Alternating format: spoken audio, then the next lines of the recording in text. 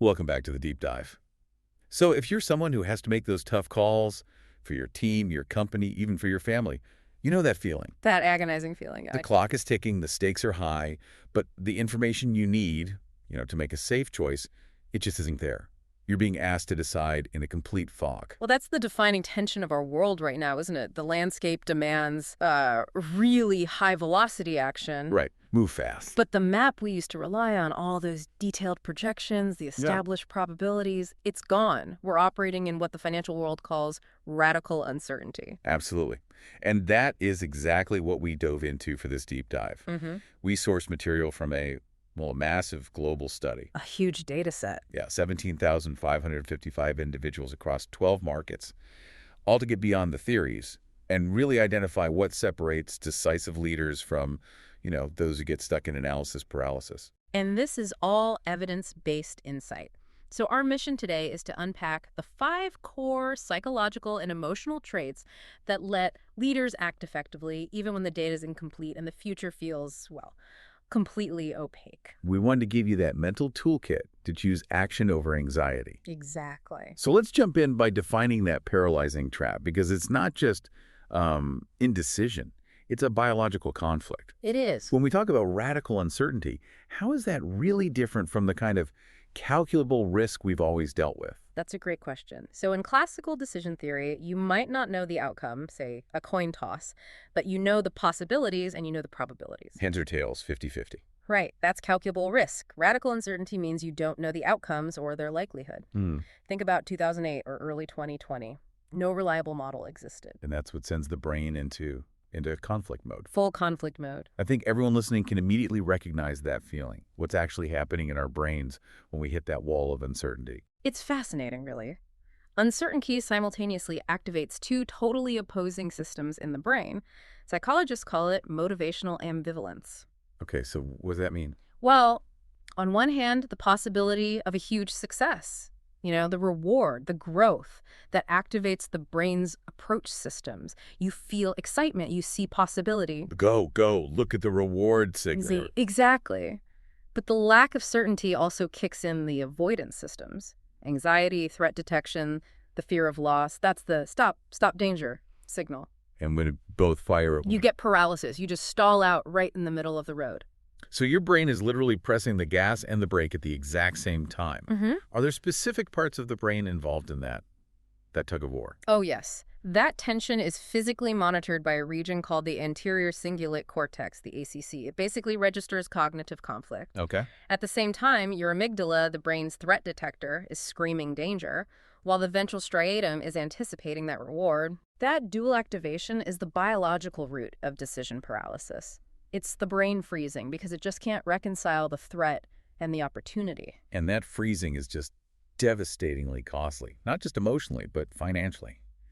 If you've ever looked back and regretted missing a huge opportunity because you waited for perfect data, well, you're not alone. The sources quantify this so well. Nearly half of leaders, it's 48% to be exact, report frequent regret about missing opportunities just because they hesitated. And this isn't just a feeling of regret, it's a real performance drain. A systematic drain. I mean, give us the numbers on the cost of that emotional discomfort. It's stark. The research shows 42% of executives will postpone important decisions simply due to how uncomfortable uncertainty feels. 42%. And a third, 32%, experience actual decision paralysis. They know they need to act, but they just can't move. That hesitation becomes a bottleneck for the whole organization. And I want to linger on this data about speed for a second, because this is where it gets really interesting. McKinsey tracked major business decisions and looked at the link between speed and returns. And what they found was this monumental velocity advantage, decisions made quickly. And they defined that as within 2 weeks of seeing the need-delivered returns that were a staggering 65% higher. 65%. That's not a small difference. It's a massive multiplier. And that was even when they controlled for the initial quality of the decision. Speed itself was the weapon. So if you're waiting 3 months for 100% certainty, you're not just missing the boat. You are actively sacrificing huge financial upside. Exactly. And the personal cost matches the business cost. Leaders with high decision-related anxiety show cortisol patterns that look like chronic stress. You just can't sustain that. So you have to break the cycle. You do. It requires moving away from chasing complete data and instead focusing on these 5 specific psychological traits that empower action. Okay, that sounds like a worthy goal. Let's get into the first two traits, which are all about cultivating the right mental frame, the mindset shift you need to override that anxiety. The first trait is what we call a positive change orientation. It means viewing unexpected change, volatility, all that ambiguity, not as a burden, But as an opportunity. as an opportunity for growth. I feel like every leader says they're positively oriented toward change, though. They do. And this is where the research uncovered a huge knowing-doing gap. Our study found 70% of leaders claim to view change positively. But But when we probed deeper, almost half, 47%, admitted that they primarily see unexpected changes as burdens to be managed, things to survive, not exploit. that's a massive self-deception problem. Oh. You think you like change, but emotionally, you're treating it like a threat. Precisely. Decisive leaders deliberately practice viewing change through a growth mindset lens. They see disruptions as a chance to get more competent, to learn something new. Not just a threat to how things have always been done. Right. So how do you make that concrete for a whole organization when you're facing a really painful shift? The Cleveland Clinic is a fantastic example. They were restructuring their entire operation around being patient-centered. That's a huge, scary shift for doctors and nurses. I can imagine. So instead of just sending out memos and doing the standard training, leadership created a program. This is where they sent people to visit other places, Yeah, right? they did.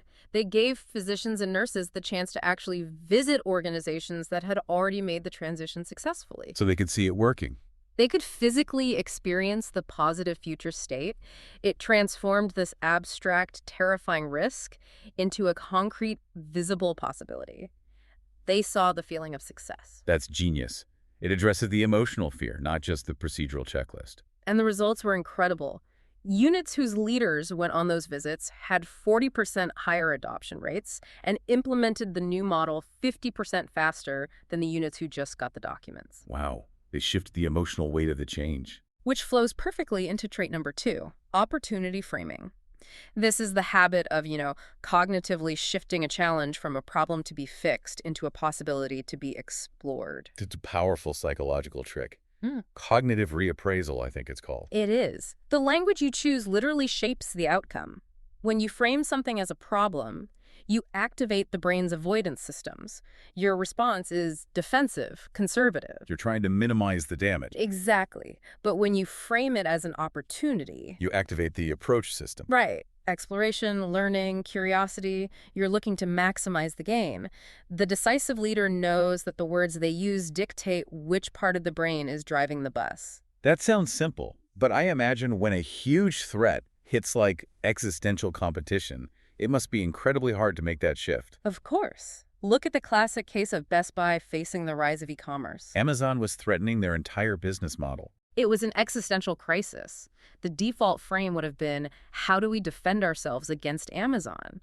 But their CEO, Hubert Joly, saw that frame only leads to small defensive moves. He reframed it. He asked what they had that Amazon didn't. Precisely. The frame shifted to, how do we leverage our unique assets, our stores, the trust in Geek Squad, our ability to do in-home service to unlock new value that Amazon can't touch? It let them stop focusing on just eliminating the threat. And start focusing on building their own unique capabilities. So the goal wasn't just to compete on price, which was Amazon's game, but to compete on human connection and service. That's the difference between trying to plug a hole in a sinking ship and building a whole new kind of vessel. Okay, let's move on. The first two traits are internal, about mindset.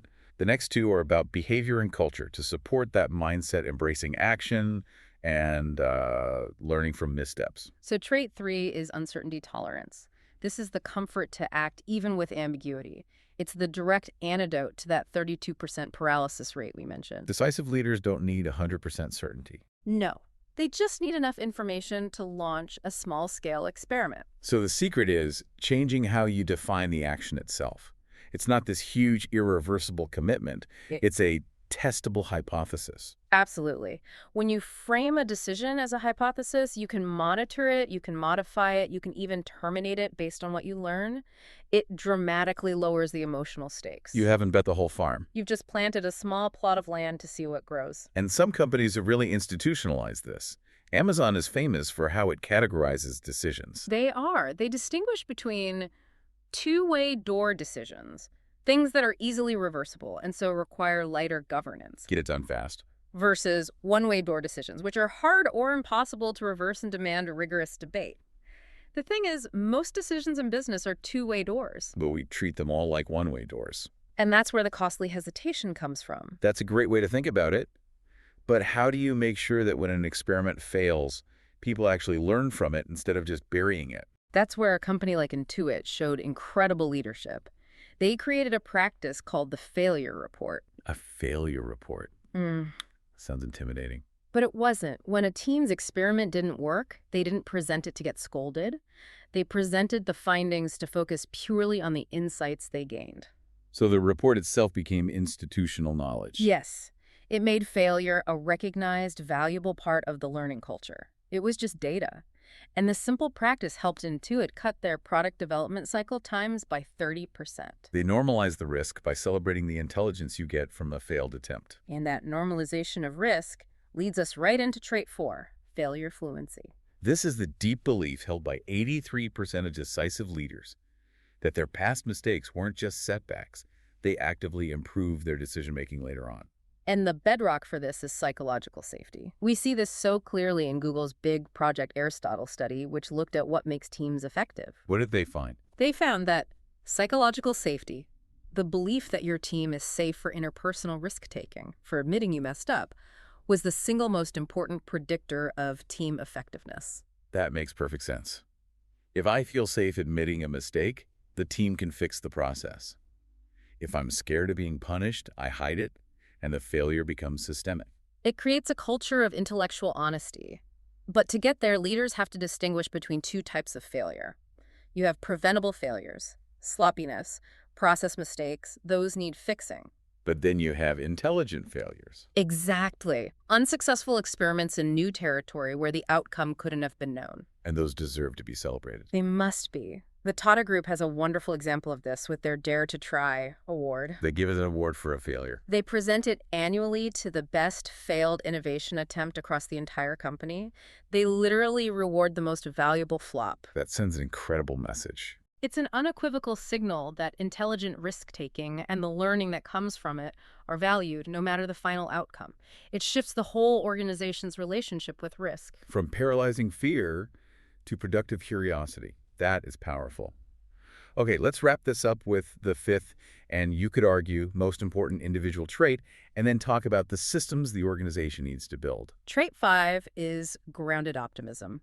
It's often cited as the key differentiator. It's maintaining a genuine, unwavering belief in a positive outcome. While being totally honest about the challenges. Absolutely. Remaining clear-eyed and transparent about the brutal current facts. It is the opposite of naive cheerleading. So it's not ignoring the problem, but choosing the perspective that your team and your resources will ultimately overcome it. It's almost an act of will. It is. And psychologically, it triggers something called the broaden and build effect. Positive emotions like confidence, curiosity, they literally broaden your attention. You can see more possibilities. Exactly. Fear and anxiety do the opposite. They narrow your focus to the immediate threat.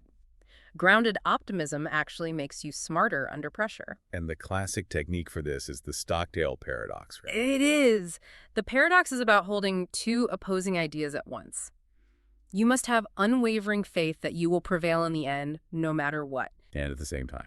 You must confront the most brutal facts of your current reality, whatever they are. It's that constant tension between hope and realism. Who did this well in the real world? We saw Southwest Airlines embody this during COVID-19. They were totally transparent with their staff about the catastrophic drop in demand. The brutal facts. But they consistently emphasized their strong culture, their low debt, their loyal customers as reason for confidence in their ultimate survival. So they came out of the crisis stronger. With stronger market share. Because they fostered realistic, positive expectancy instead of paralyzed fear. So grounded optimism is the North Star for the leader. But if the company's processes are broken, it doesn't matter how great the captain is. What kind of infrastructure have to be there to support all 5 traits? There are 2 critical system changes. First, you have to build an experimentation infrastructure. You just can't rely on one huge, multi-year bet anymore. So you have to act more like a venture capital fund. Precisely. Use portfolio approaches to spread risk across many small, lightweight experiments. You accept that most will fail, but the ones that succeed will pay for all the rest. And the research backs this up. Organizations using portfolio models generated 3.2 times more successful new offerings. It requires faster, lighter governance to get those tests launched. And the second system change. It has to be psychological safety again. It has to be. And the way you make it stick is by leaders modeling vulnerability. Admitting their own mistakes. Publicly and often. And crucially, responding to failures with curiosity. What did we learn? Not with blame. If leaders don't do that, teams retreat into what we call dangerous silence. That's where the team knows the boat is leaking. But no one wants to be the one blamed for reporting it. And the whole organization becomes blind. Organizational health really hinges on leaders proactively inviting dissent and challenge without penalty. Okay, that gives us the full framework: positive change orientation, opportunity framing, uncertainty tolerance, failure fluency, and grounded optimism. These are 5 incredibly powerful skills. And remember, these aren't innate gifts. They're not reserved for genius CEOs. They are skills you can cultivate through deliberate practice and supportive systems. So for anyone listening, a good place to start is just changing your language. Yes. Shift from talking about gambling and problems to using words like experiments and opportunities. Language really does shape reality. And small experiments, done quickly, beat extensive planning every single time in an uncertain world. The data is clear. Velocity is value. It comes down to focusing on the process. And here's the final thought for you to carry forward. The research shows that building confidence in your decision-making process, knowing you have a framework, that reduces anxiety far more than trying to chase a guaranteed outcome. Focus on what you can control. The quality of your decisions, not the certainty of the world. So the question isn't whether uncertainty will continue, because it absolutely will, Yeah. but whether you choose to navigate it effectively with these 5 traits or just react to the tension it creates. That's the deep dive for today. I'll see you next time.